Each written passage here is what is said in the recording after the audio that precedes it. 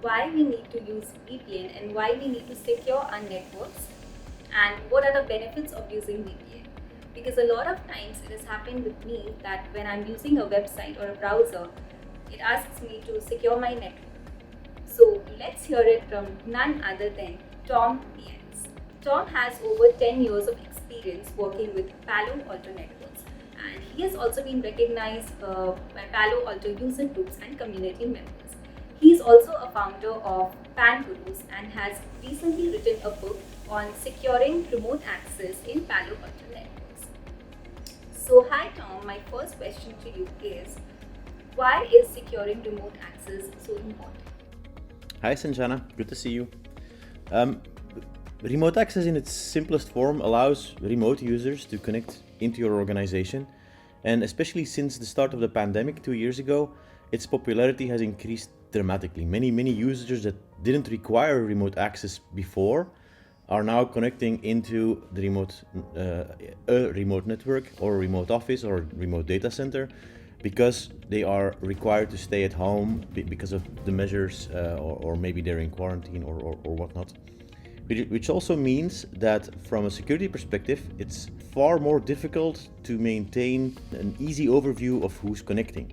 There's so many different users, so you need to ensure that all of these users are secured, both in the way they communicate over VPN tunnel and at the endpoint where you may not have control over which device they are using. Maybe they're on a mobile, maybe they're on a home laptop or desktop, or they're using a corporate IT laptop. There's so many factors that change the landscape from a security perspective once so many users start working from home. Oh, that's interesting. What is the advantage of using virtual private networks?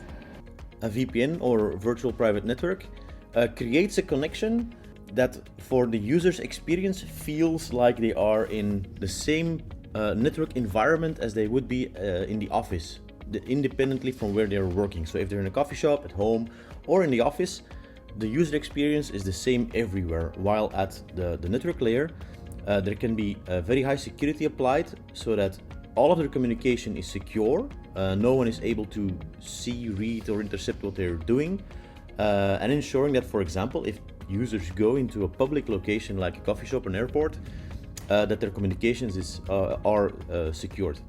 Okay, that makes sense.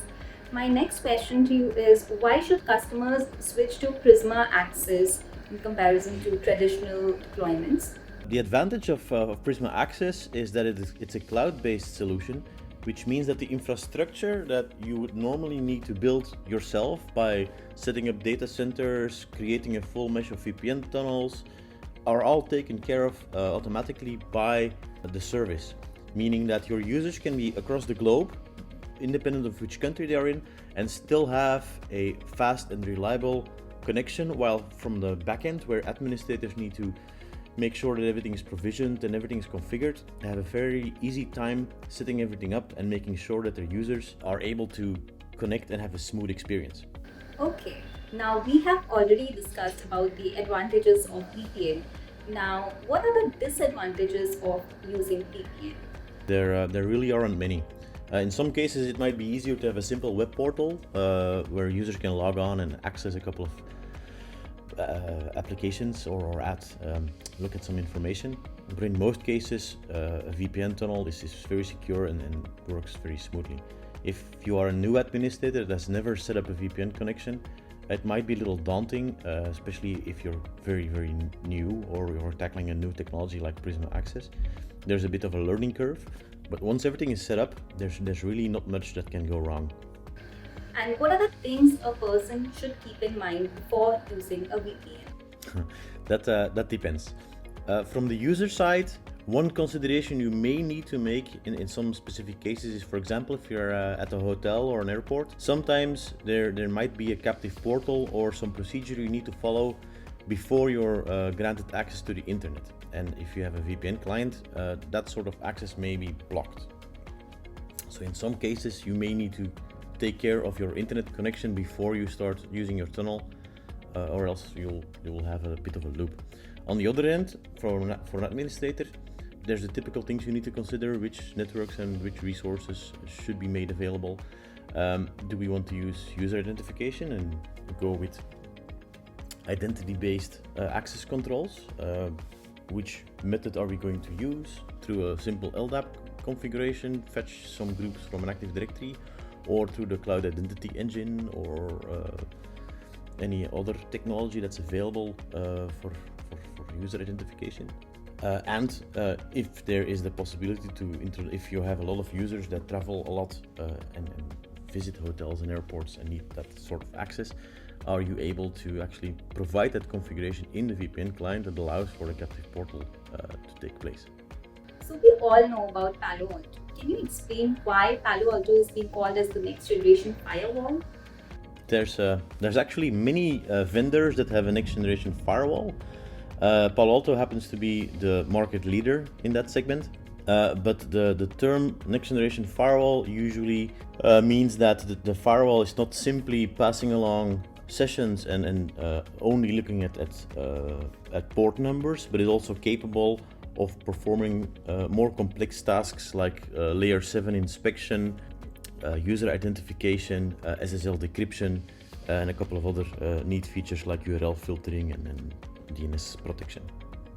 So my last question to you is, how was your experience writing this book, and what tips would you like to give to the people who are just getting started in this field of technology? The writing experience has been great. I've received tremendous support from the team at Packt, which made life a lot easier, especially since I'm not that experienced in writing books. And so the support that I received was very, very helpful to make things go smoothly and make everything more readable. As far as tips for people starting in the industry, don't be afraid to ask questions. There's a lot of platforms, including LinkedIn, the live community for Palo Alto, for example, and then every vendor has their forums, and then there's probably going to be all kinds of other places where you can ask. Just go ahead and ask. There's more than plenty people that are willing to assist or help or explain something. In general, the security community is a very friendly place with many people just ready to reply to any sort of question, so just ask. Thank you so much, Tom, for answering all of the questions that I had, and I'm sure people are going to enjoy reading your book and have really learned a lot even from this short interview that I had. Thank you.